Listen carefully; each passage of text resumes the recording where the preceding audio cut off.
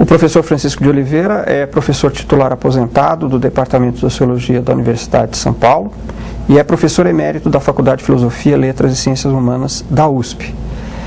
O professor Chico de Oliveira, como é conhecido, é considerado um dos principais intelectuais do país em virtude da sua vasta obra sociológica, na qual nós podemos destacar ensaios clássicos como Crítica da Razão Dualista e o Ornitorrinco. O professor Francisco de Oliveira, embora não seja esse o seu objeto de pesquisa, tem participado intensamente dos problemas da universidade, particularmente dos problemas da Universidade de São Paulo, mesmo depois da sua aposentadoria. Em razão disso, nós, o professor Cícero Araújo, titular do Departamento de Ciência Política, e eu, que fizemos esta entrevista com o professor Chico de Oliveira em janeiro deste ano, agradecemos muito a possibilidade de ter feito esta conversa que vocês verão a seguir.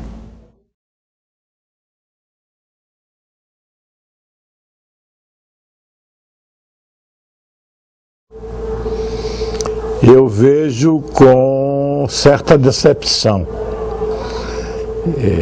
Na minha lembrança,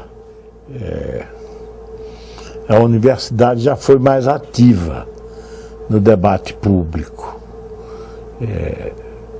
desde os grandes temas de escola pública. Agora, desde a inauguração do período chamado neoliberal, eu vejo a universidade mais esquiva ao debate público. E isso é uma perda grave para a sociedade brasileira. E falando da USP, um pouco atravessando os temas, a USP não sabe a importância dela no Brasil. Ela não faz muita ideia. É claro que a universidade não é um ser pensante, mas então tem um certo recuo diante do debate público, um debate que coloca em foco as questões que originaram a universidade pública no Brasil e que foram temas muito discutidos em décadas passadas. Isto é, o tema do público, do privado, limites do Estado, forma de atuação do Estado. Frente à onda neoliberal, eu acho que a universidade pública recuou um pouco, com perdas para a sociedade. Eu gostaria de ter visto uma discussão mais ativa, uma intervenção mais permanente da universidade, através dos seus professores, dos seus alunos, dos seus servidores. E eu acho que essa intervenção baixou de tom, o que é uma perda, porque nós sabemos que a onda neoliberal foi muito forte, não passou ainda, aliás, deixou seguidores, e a universidade, eu não diria acovardou-se, porque não se trata disso, mas um pouco que ela ficou acanhada frente à contundência de alguns temas, né? Deve-se dizer que parte disso deve-se à própria posição da grande mídia. A grande mídia, sobretudo a mídia impressa, os jornais mais importantes em São Paulo, o Estadão e a Folha, no Rio, o Globo, porque o Jornal do Brasil já decaiu muito, né? Em Porto Alegre, o Zero Hora, esses jornais todos foram tomando uma posição mais à direita. Mais à direita quer dizer, não em termos ideológicos, mas uma posição que foi passando do apoio ao que é público, sobretudo na sua forma estatal, que é o que nós conseguimos fazer no Brasil, para uma posição de certa hostilidade ao que é público e, sobretudo, ali onde toma forma estatal. A universidade foi envolvida nisso. Em São Paulo, a Folha foi discretamente passando para uma posição mais hostil. E o Estadão, que tem com certa razão, por causa dos seus fundadores, o Estadão, que pensa que é o padrinho da USP, toma-se de horrores pelo que às vezes se passa aqui na universidade. Isso é uma perda muito importante para mim.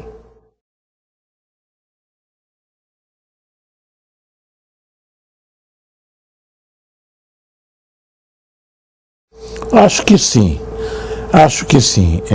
Em primeiro lugar, a própria complexificação da sociedade, né? A sociedade brasileira, felizmente, ganhou em complexidade. E isso a universidade não soube acompanhar e não soube colocá-la do seu lado, não é? Em décadas passadas era branco ou preto. Agora é muito mais complicado passar linhas divisórias na divisão da sociedade, e a universidade pública em geral não soube colocar a seu favor esse grau de complexidade que a sociedade ganhou nos últimos 40 anos, digamos, não é? E de alguma maneira, do outro lado também, a universidade de alguma maneira perdeu a batalha ideológica, não é? Com a sociedade. Há, pois, dois problemas. Que é a crescente complexidade da sociedade, que a universidade, em geral, a meu ver, não soube colocar ao seu lado. Ela que é um fator dessa própria transformação, né? E do outro lado, essa mudança que se deu na sociedade, em que apesar de que não é mais branco ou negro, a universidade e os temas públicos em geral perderam a batalha. Há uma larga aceitação dos critérios privatistas e mesmo individualistas pela sociedade brasileira. Aí é um campo em que a universidade está perdendo a batalha.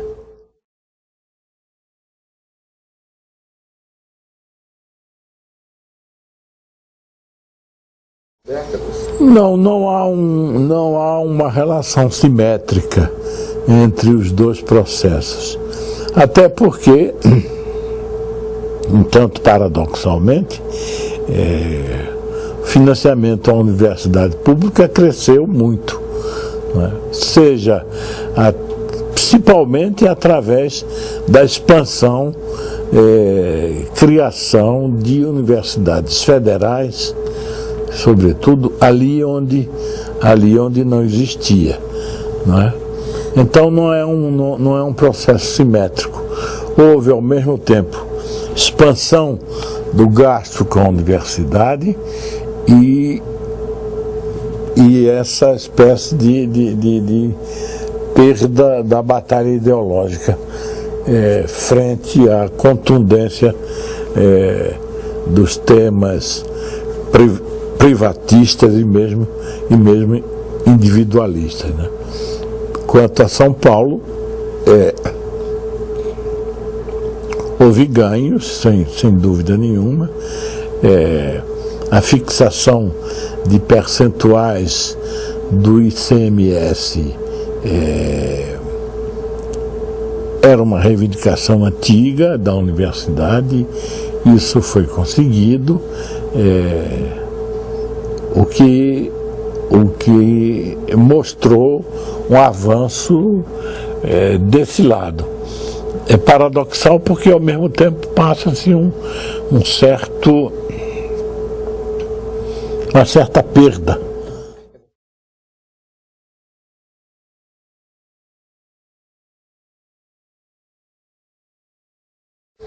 Não tem. A universidade, a meu ver, não tem se encaixado, e o encaixe é difícil. É difícil, problemático, não pode ser direto.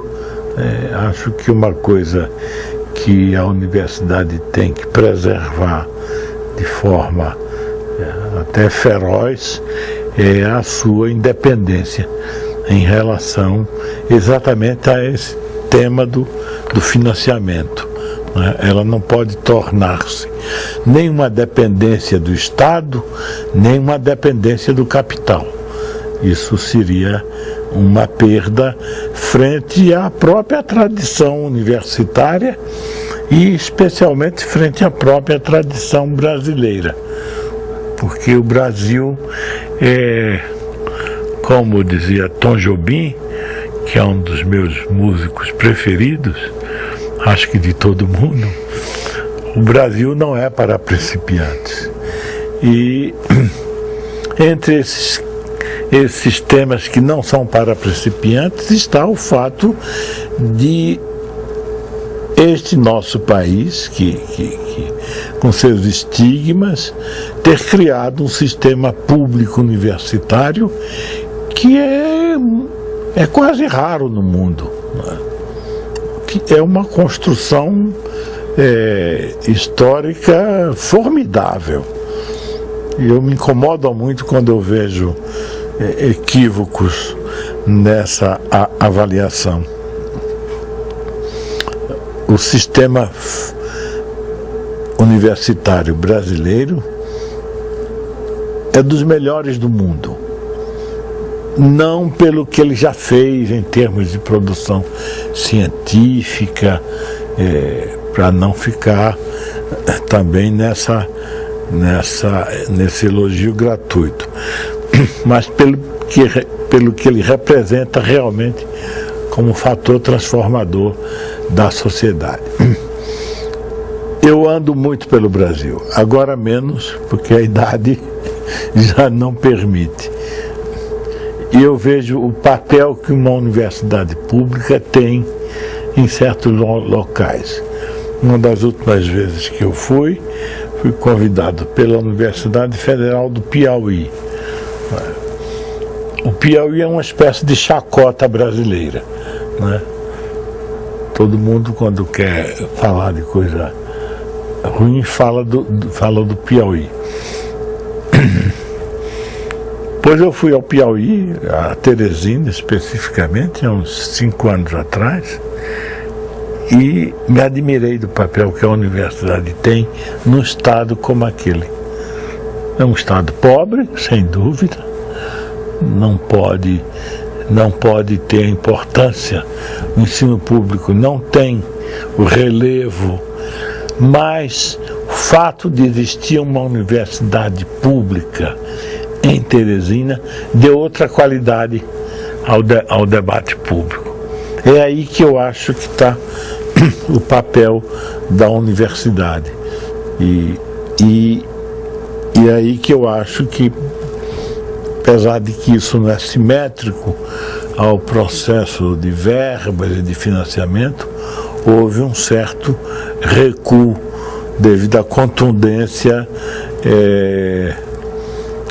da onda neoliberal.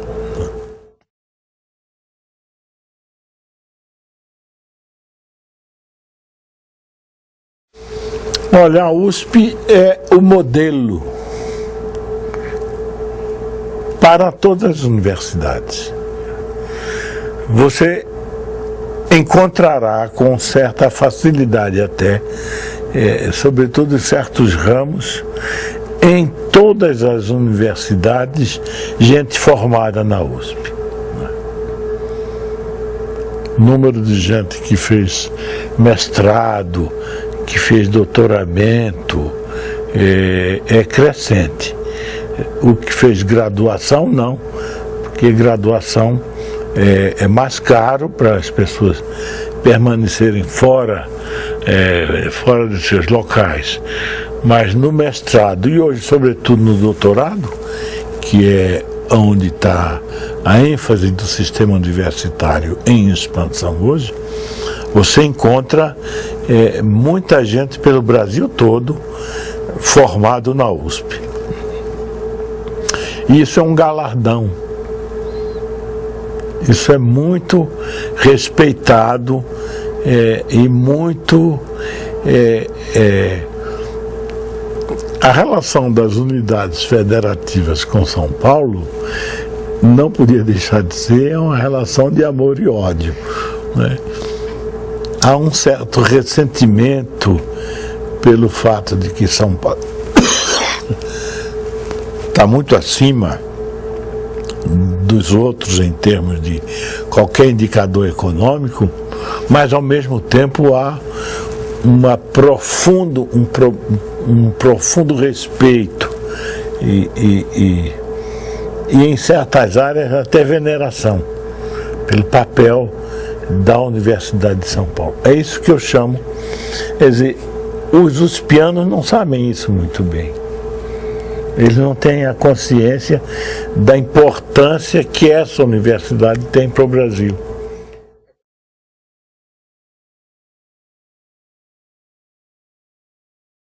É mais para arrogante do que para tímida.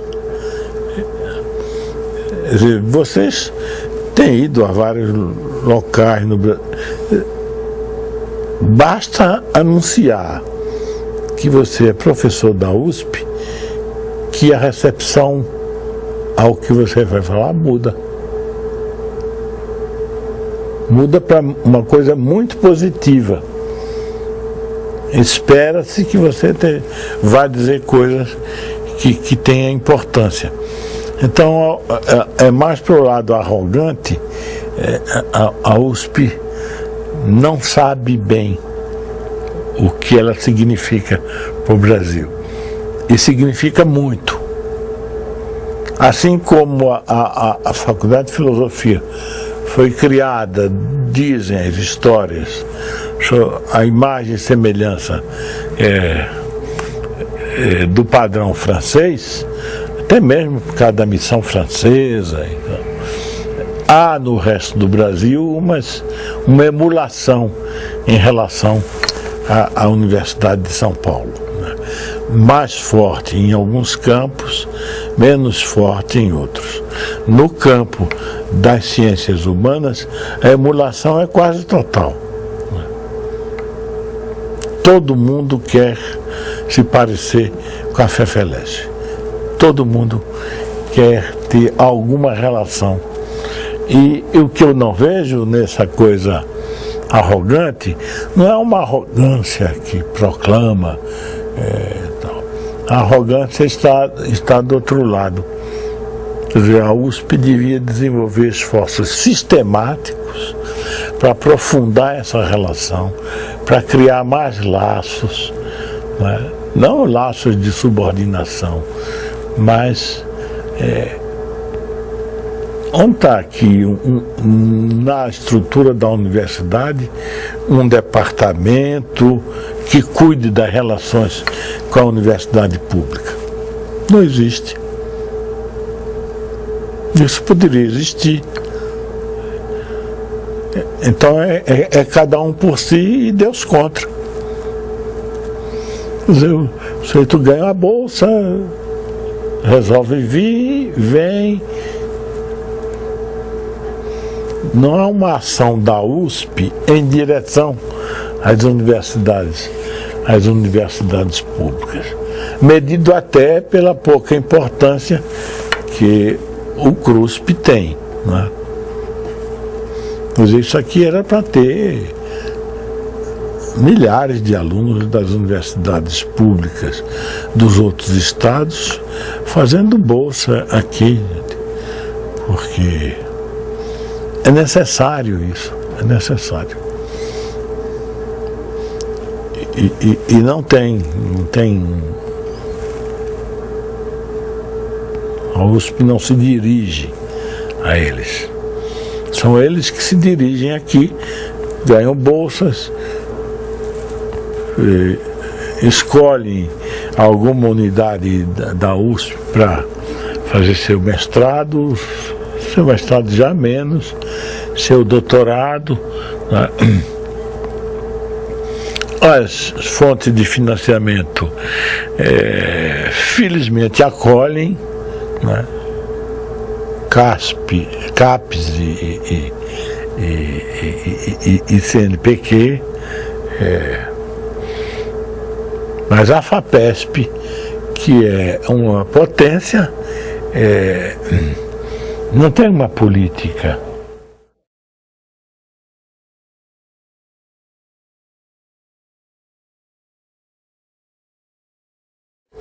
Eu tive uma experiência desagradável há uns 10 anos atrás.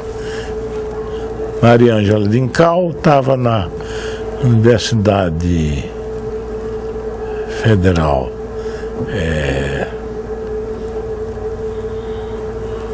do Amazonas, acho. Ela organizou um seminário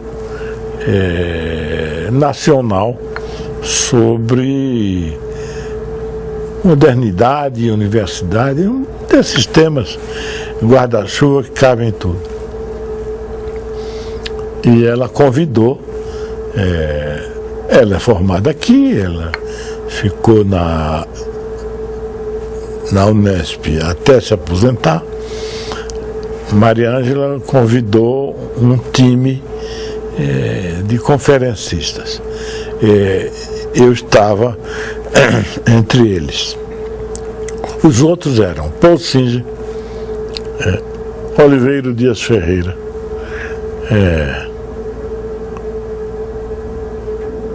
Lamer Garcia dos Santos. Era um time de primeira.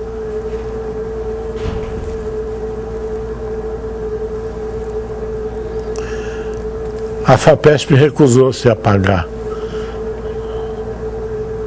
as viagens dos pesquisadores de São Paulo e o argumento do parecerista era ridículo e odioso, que dizia que a FAPESP não tinha por que patrocinar turismo na Amazônia.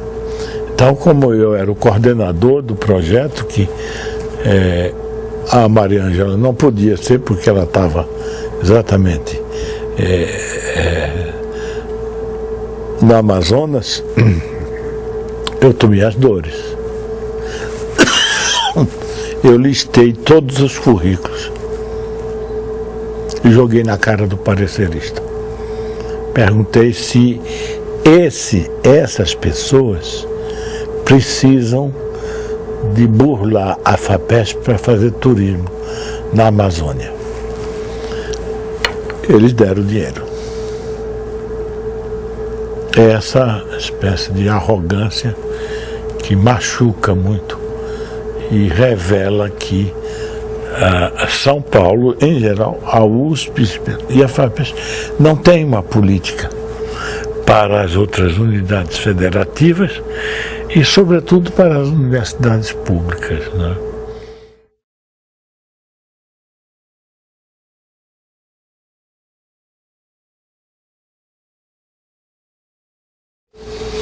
A capacidade de resistência da USP continua sendo maior, não é?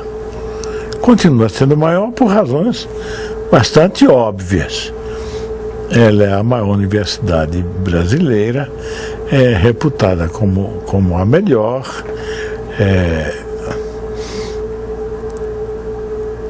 ela tem essa filiação enorme pelo Brasil todo. É difícil você colar na USP um estigma de antifederalismo, é difícil. Então ela ainda está saindo com vantagens, eu não diria, mas relativamente ilesa.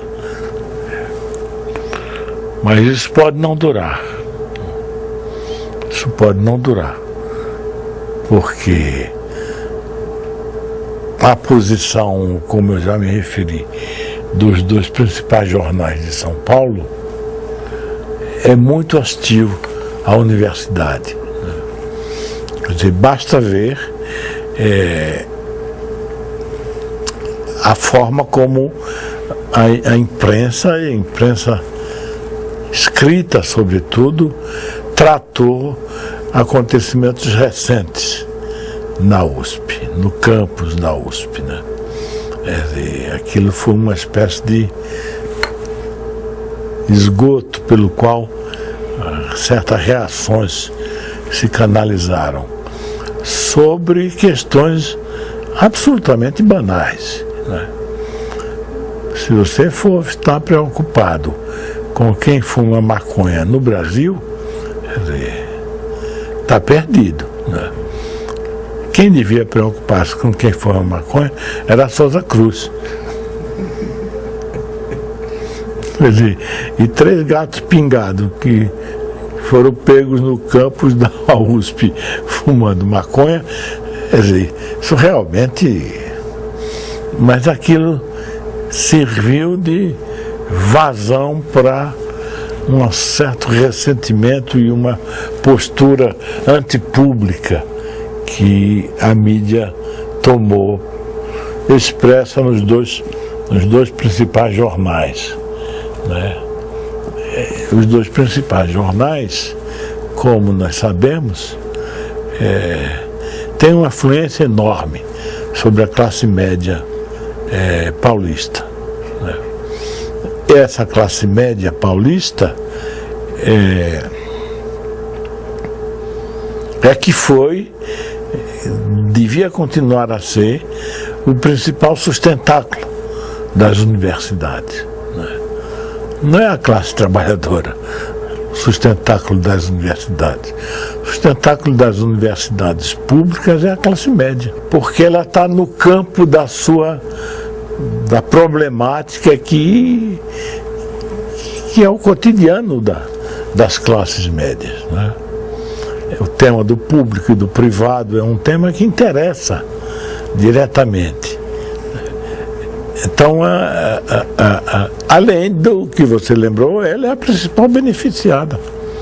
Quer dizer, a universidade é uma formação dos quadros das classes médias, para além de quadros de um ponto de vista profissional.